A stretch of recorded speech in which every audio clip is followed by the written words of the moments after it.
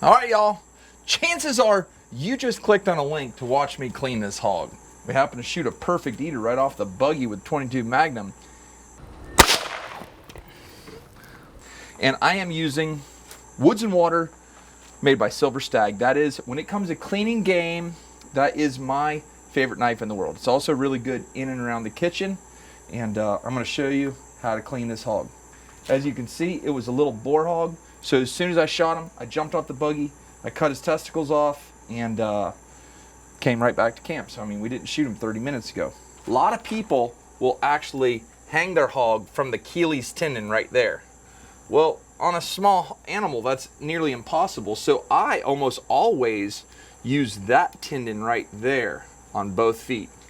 And I mean, this is pretty standard procedure. You just wring the legs out right here. Make sure you don't cut your tendon. If you cut your tendon, hog's gonna fall, and you're gonna be upset.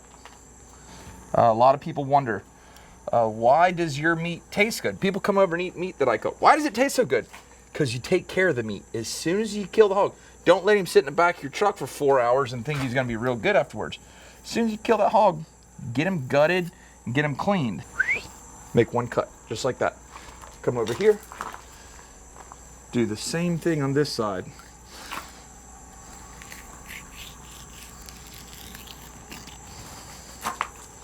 That knife, nice and long, holds a good edge, makes it very easy to do what I just did. And you can see this rope right here, that rope's tied over to my buggy, just keeping the hog from spinning. If you don't have that, just have one of your buddies hold the hog so it doesn't spin around on you. Come down here. These small hogs are very easy to pop the gut sack on a small hog. Oh yeah. And you want to get as little or no urine. See that? That's a urine sac. You don't want that on your meat, I promise you, even on a small hog.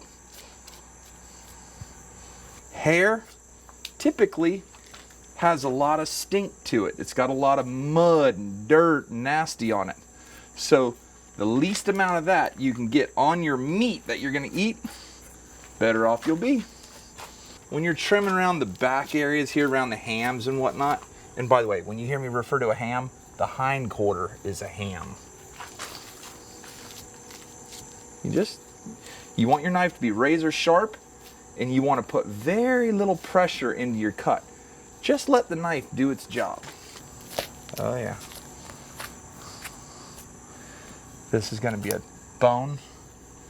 That's the tailbone I just cut.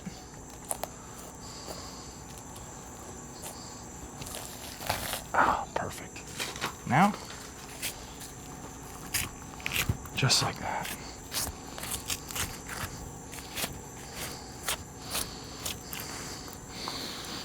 Come on over here. And all I do, I like to hold that hide, pull that hide, just like that.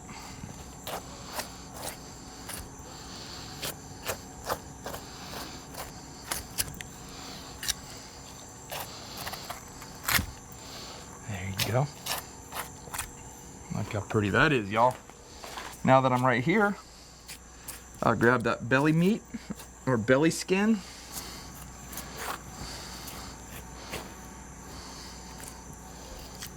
There you go. Cut right out there.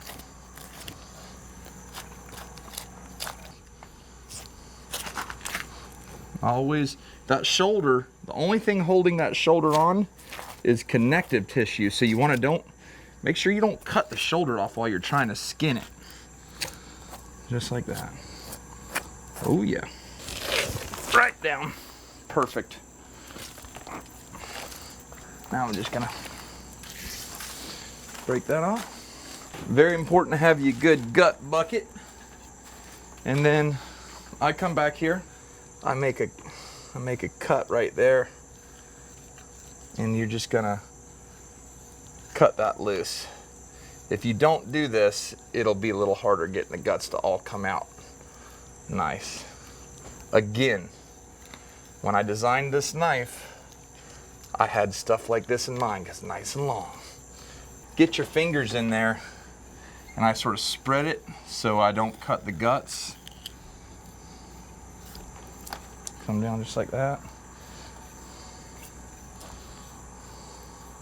What I do is I roll my knife sideways so it doesn't get into the. There you go. This here, that's what we just cut loose. That will come right out. And then you'll just gently, now your tenderloins hang right there, so you don't want to cut them. You don't want to cut that.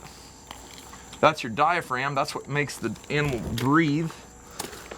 There's your lungs. Nice healthy lungs. Everything comes right out. Okay. There's your leg. This one.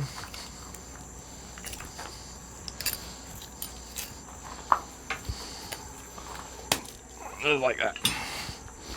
Put them here in a cooler. Just swallowed a bug, y'all.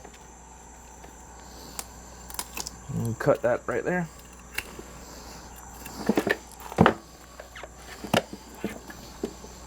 Cut this right here. There you go. How would you cook this? You gotta go ice it down, but fits perfect. That's a Engel 35 quart cooler. We'll go salt them real good, ice them down, and then we're cooking. Now let's go cook this sucker.